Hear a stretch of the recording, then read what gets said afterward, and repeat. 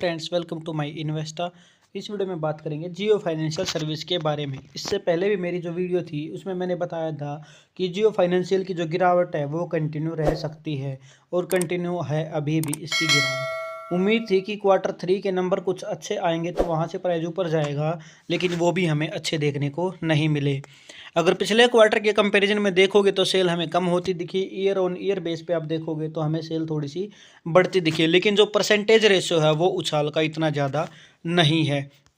उसके बाद अगर हम देखते हैं नेट प्रॉफिट, तो नेट प्रॉफिट भी हमें ज़्यादा बढ़ता नहीं दिख रहा है, जो कि ईयर ऑन ईयर बेस पे है। पिछले क्वार्टर के कंपैरिजन में जो गिरावट है, जो प्रॉफिट है, वो हमें काफ़ी कम होता दिख रहा है। तो ये तो हो जाता है क्वार्टर का रिजल्ट।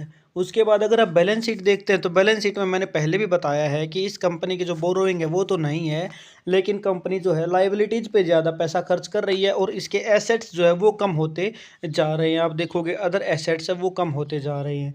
कैश फ्लो की बात करेंगे तो कैश फ्लो में इसने क्या है, अपना जो रीपेमेंट है वो बोरोइंग की वो इसने कर दी है।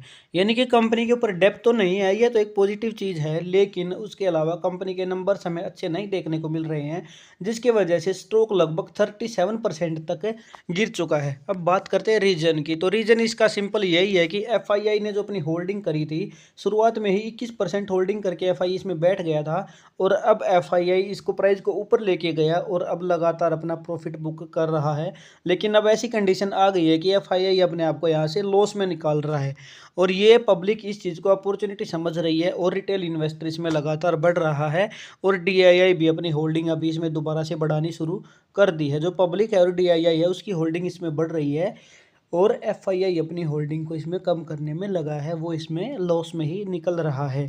इसके पीछे का रीजन है एफआईआई के निकलने का कि वर्ल्ड वाइड जो रिलेशन है कंट्रीज के बीच में वो सही ना होना, वार होने के चांसेस जो हैं, डिस्प्यूट हो रहा है कंट्रीज में, तो वार के चांसेस बढ़ रहे हैं। अदर कंट्रीज आपस में फाइट कर रही हैं, तो एफआईआई अपना पैसा स्टेबल नहीं है, कभी किसी कंट्री में डाल रहा है, कभी किसी कंट्री में डाल रहा है।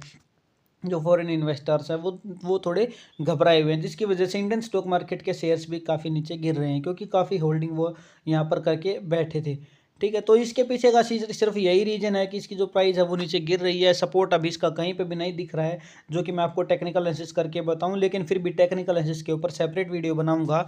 और आप यहाँ पर देख सकते हैं, आपको तो दिख ही रहा है कि जो प्राइस है वो पब्लिक इसमें होल्डिंग बढ़ा रही है, तो अपॉर्चुनिटी समझ रहे हैं। तो जो दो एवरेजिंग है वो मैं आपको जो टेक्निकल एनालिसिस में बताऊंगा कि अगर प्राइस नीचे गिर रहा है तो कहाँ से संभावना ऊपर जाने की दोबारा है। इस वीडियो में इतना ही। अगर आप चैनल पर नए हैं तो चैनल को सब्सक्राइब जरूर करके जाएं, ताकि आपको टेक्निकल एनालिसिस की वीडियो भी मिल सके। Thank you very much.